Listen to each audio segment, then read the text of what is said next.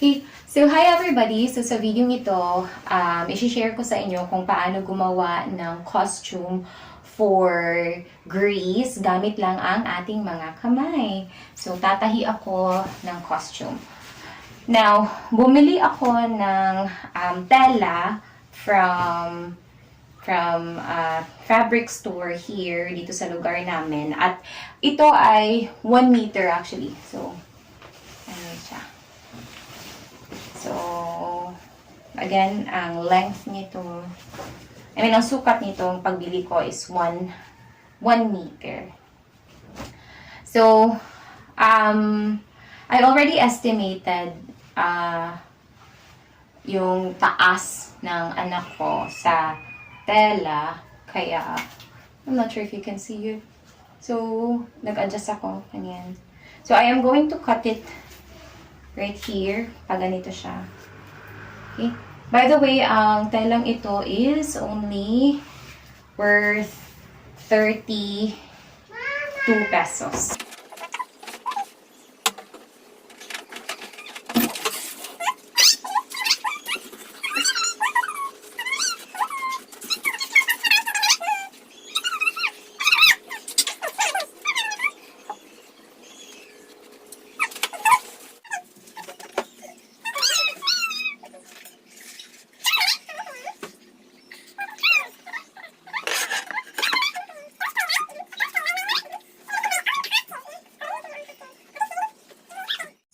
Alright, so matapos ko siyang putulin, ganito na siya.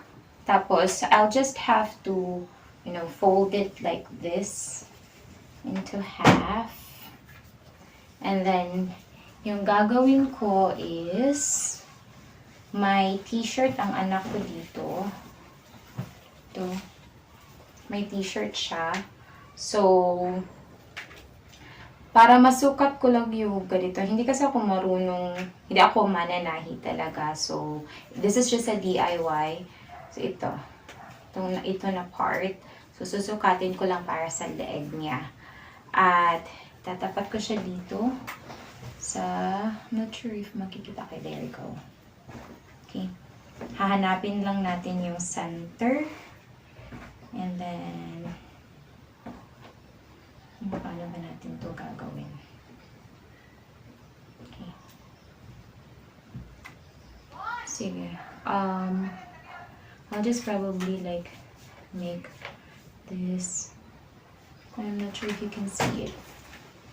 So, ito yung ginawa ko. I'll just mark something here. And then here. I'll mark it. And then estimate ko lang. Another one. Dito sa side. Okay. Then probably here. Okay. Let's just set it aside. And let's just connect. I'll just have, a closer look later kung ano yung ginawa ko. Hello, Mama. Alright, so ito na po siya, yung para sa leeg. And then, kumuha ako ng another sample ng sandu ng anak ko para makuha ko dito sa may,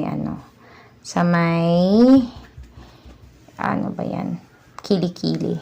Shoulders and kilikili. And then, yung gagawin ko dito is I'll just have to cut this.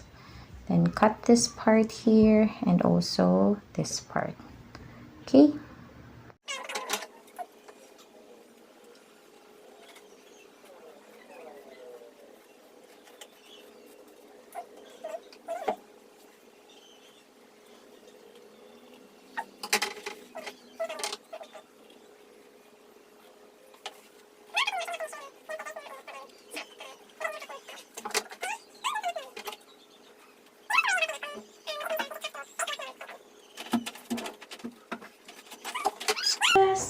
So, ito na siya.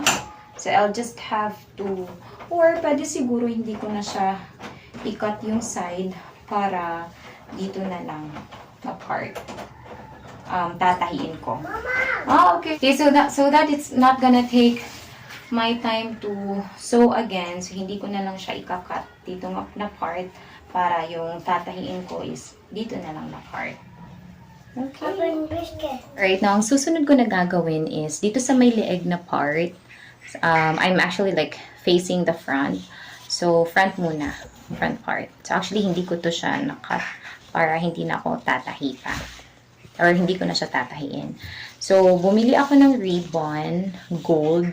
So, I'm not sure if you can see that it's a little bit shiny. Ang gagawin ko dito is, I'm gonna like, ano ba yan? Tatahiin ko siya sa edges ng nasa liig until sa end na part. Okay? So, may na-prepare na akong sinulid at karayon dito. Oops. Oh no. There's something sa end. Ito. Just have to cut it. Alright.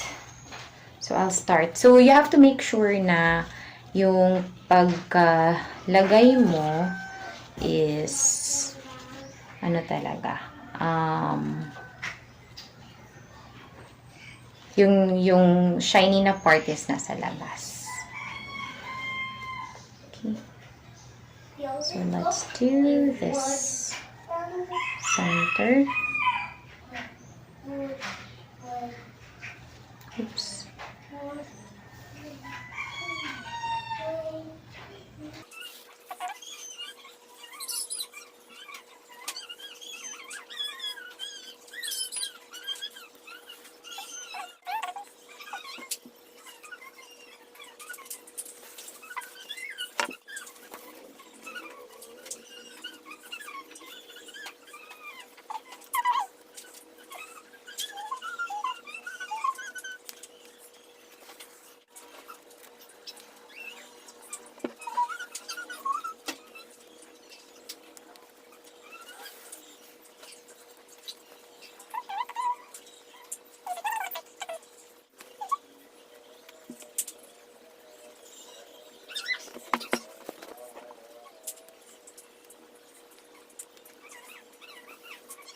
Okay. So, ito na siya. So, this is the like the inner part na nakikita niyo. But, this is how it looks. So, front, it's just the same. Okay. Mama? Yes? What are you doing? I am sewing your Costume. Costume? Yeah. That's what witches? Huh? What's my witch's hat? No, it's not. It's not going to be for the witch. It is for the United Nations. United Nations? Mm-hmm. United Nations, Mama? I'll just have to cut the ribbon. Hindi ko siya pinutol pa. Okay. Oops. Inverted. Okay. So, actually, yung ribbon kasi medyo mataas siya. I just have to lock it.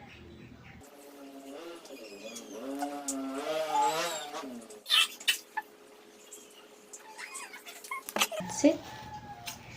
That's it.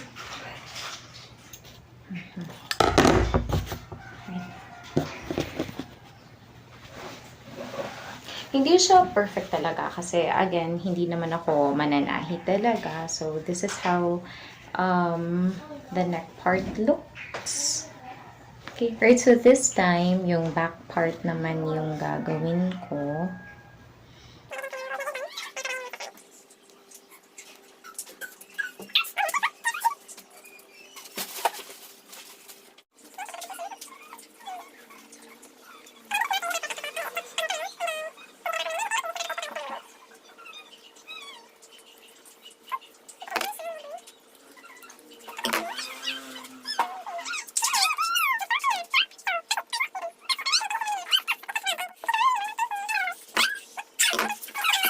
Okay.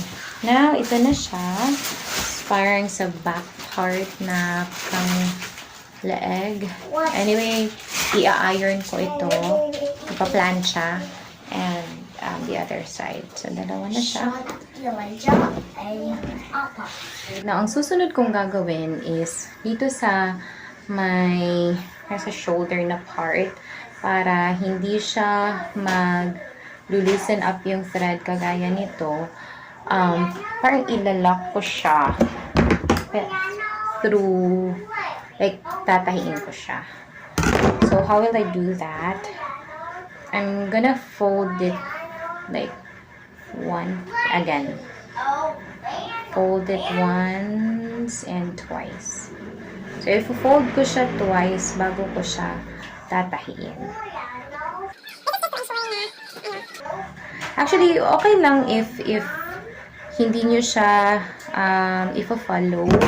Pwede naman siyang ika-candle nyo yung may kandila. Tapos, I'm not sure. Parang sisilaban. I'm not sure if sisilaban ba is Tagalog term. So, please excuse the background noise.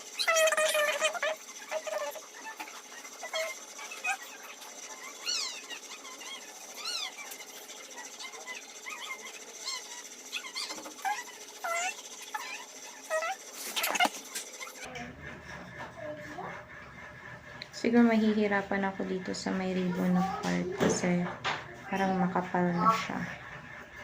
And we're just going to do the same thing sa on all sides. But I still need a couple more. Okay.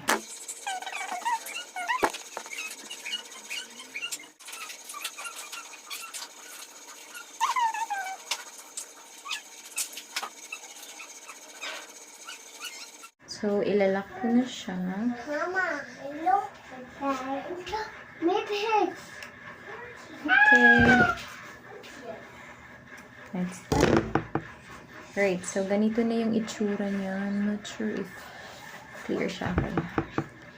Yung 2 folds and the other one to sa front. Stop moving, B. Okay, so nakalock na siya. So, wala na yung parang loosen up na thread kasi nakatago na siya sa ilalim. This is how I did it. So again, we are just going to do the same thing.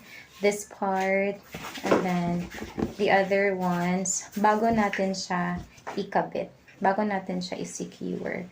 Para make sure talaga natin na walang malulusen up na thread.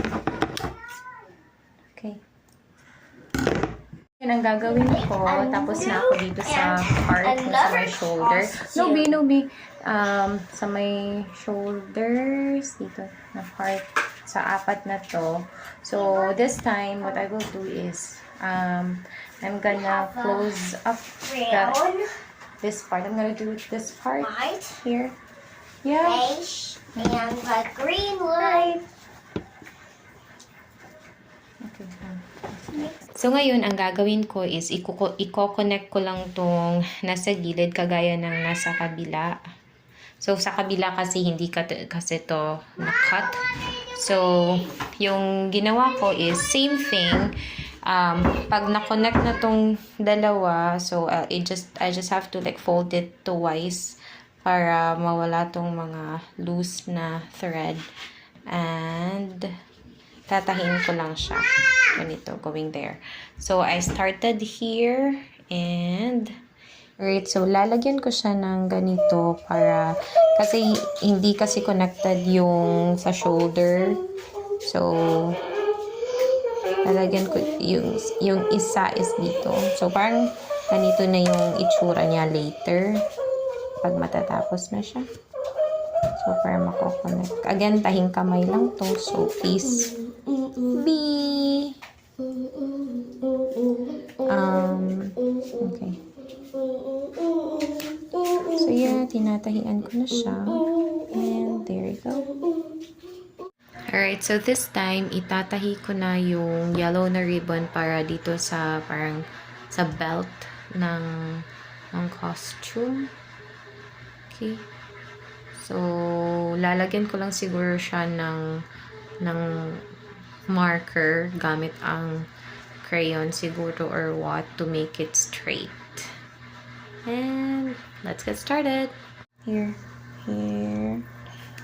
On the needle and thread na.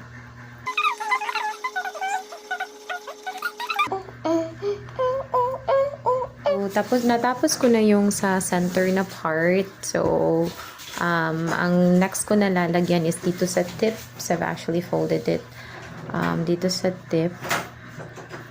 So, para hindi siya difficult, para hindi ako mahihirapan. So, ang gagawin ko dito is I'll just like do it like this.